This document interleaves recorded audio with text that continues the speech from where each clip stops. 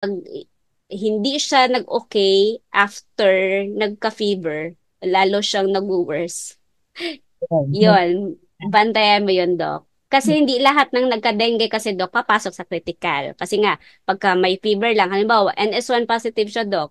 Tapos, after nag-fever, wala na, okay na siya. Okay na yung well-being niya, Doc. Naglalaro-laro na, bumabalik na yung appetite niya. Goods tayo dyan, Doc.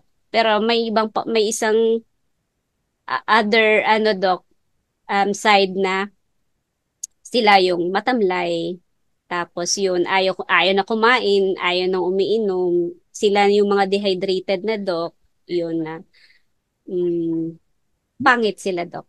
Yeah. Nag-worst na yun, Dok. So, titingnan mo yun.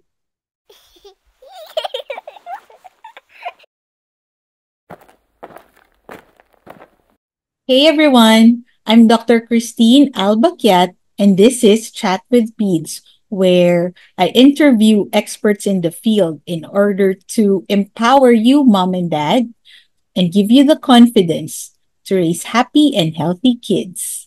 So, my guest for today is a colleague and a good friend. Her name is Dr. Nori Jane Arok. She is a board certified pediatric infectious disease expert and she practices in Isabela. She lives in Isabela currently. And she is part of the Dengue Integrated Program of the Philippine Pediatric Society. She's a wonderful resource. I ask her a lot of questions on really complicated and challenging infectious disease conditions that I encounter in my practice and with our other colleagues who work with her as well. So join me as we welcome Dr. Nori Jane Arok. Hi! Hi, Doc Hello, Jane. Doc. Hi, Doc. Hi sa lahat ng subscribers and viewers mo ng YouTube channel mo, Doc. Hello! All right. So I know you're quite busy too, Doc. So let's get started. So, Doc, ano ba ang tawag na ngayon? What is dengue hemorrhagic fever or severe dengue na ba ang tawag ngayon? And how Mm. dangerous is this? Mm. So, Doc, ang dengue hemorrhagic fever, parang na-phase out na siya, Doc. Kasi Okay. ang 'di ba, ang dengue hemorrhagic fever, hemorrhagic, so may mga signs of bleeding na siya, Doc. So, parang na-belong na siya doon sa warning signs, Doc. Doon Okay. na siya, Doc. How dangerous it is? Dangerous siya, Doc, kung hindi siya na-intervene kaagad. Kasi ang ayaw natin dito, Doc, na halimbawa, nagbi-bleed siya, Doc, tapos too late na dumating sa atin, Dok, wala ng puso kasi nga, Dok, nag-ano na, Dok, sobrang bleeding na. So dangerous siya in a way kasi pwede kang mamamatay kasi dahil nga nag-losses ka, yung ano ng body mo, Dok, di na kaya ma-compensate, Dok. Bababa na yung BP mo, wala ka nang makakapampuso. Tapos matagal na pala sa bahay na ganyan. So parang too late na for us na sana mahabol pa sana natin yung losses na iyon, Doc. So, yes, dangerous siya, Doc. Yeah. Na pwede siyang magiging severe dengue. Kasi sa severe dengue, doon din yung severe hemorrhage, Doc, eh. Okay. Nandun na din siya. So, parang nasa warning, dengue with warning sign siya, Doc, to severe dengue. Yung hemorrhagic dengue. Depende sa kung gaano kadami yung bleeding na nagmamanifest sa pasyente, Doc. So, yes, it is dangerous siya, Doc. Because pwede kang mamatay because of that. Pag hindi na-intervene early. Okay. And so, Doc, how can parents tell na, for example, yung may dengue yung anak nila, how can they tell na getting worse na pala yung dengue? Or nakikita din nila sa hospital naka-admit naka-fluids. Pero how can Mm-mm. they tell when should they refer to the doctor na, ay, the dengue is getting worse? Paano nila masasabi? Mm-mm. Kasi mostly, Doc, 'di ba, Doc, sa dengue kasi, Doc, kung maala natin yung phases, 'di ba, may febrile phase tayo, Doc, critical phase, tapos recovery phase. So, pag ang pasyente, Doc, na may dengue lang na walang warning signs, pagkatapos ng lagnat, Doc, up and about na sila, Doc. Halimbawa, day 2, wala na fever, Doc, up and about, okay na. Hindi sila yung magpo-proceed sa critical phase. Oo.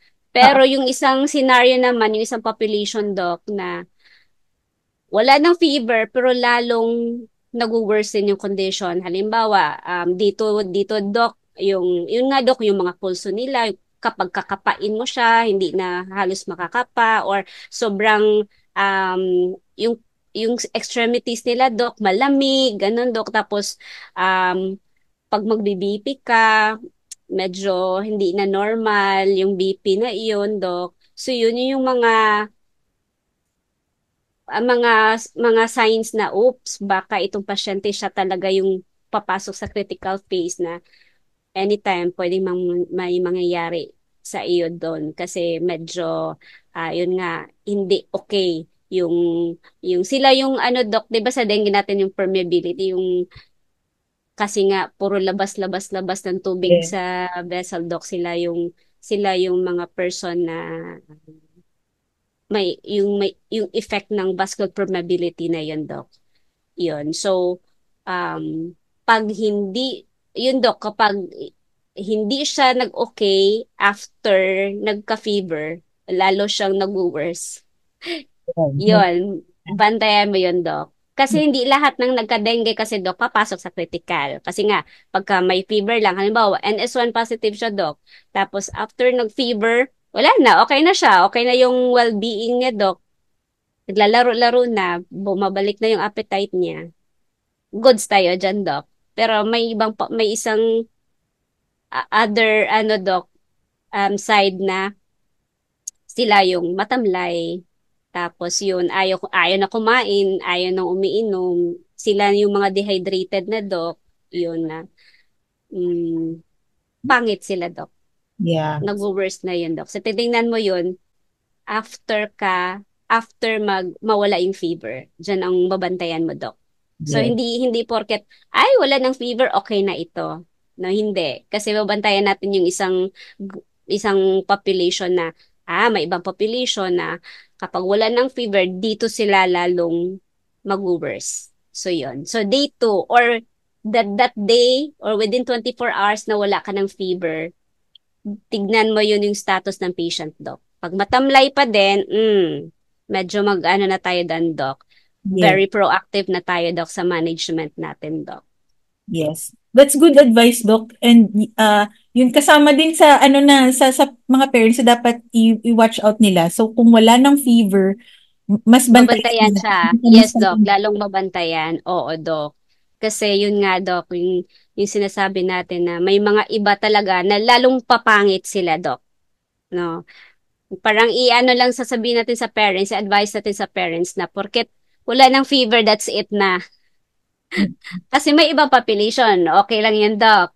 Pero may iba, halimbawa, what if sila yung nasa population na yun, Doc, na after the fever, within 24 hours na walang fever, sila yung papangit. Kaya, babantayan. Hindi kumbaga, hindi na tayo na, ay, wala na fever, okay na ito. Babantayan pa din siya, Doc. 2 days na walang lagnat, babantayan natin siya doon, Doc. Kasi Yes. anytime, pwedeng may mangyari sa patient, Doc. Yes. Thank you, Doc. Doc Jane, thank you so much. Thank you for sharing your knowledge. So much information na na-tackle natin. Thank you for giving us your You're time. welcome, Doc.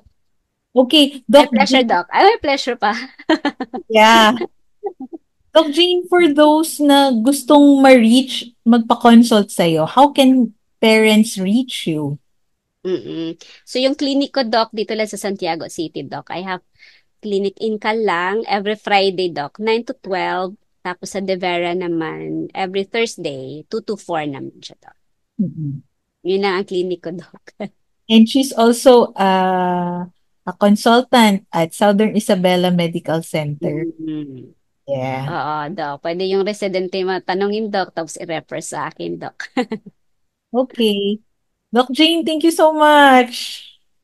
You're welcome, Doc. I hope may natutunan yung mga listeners, mga viewers natin sa episode na ito, Doc.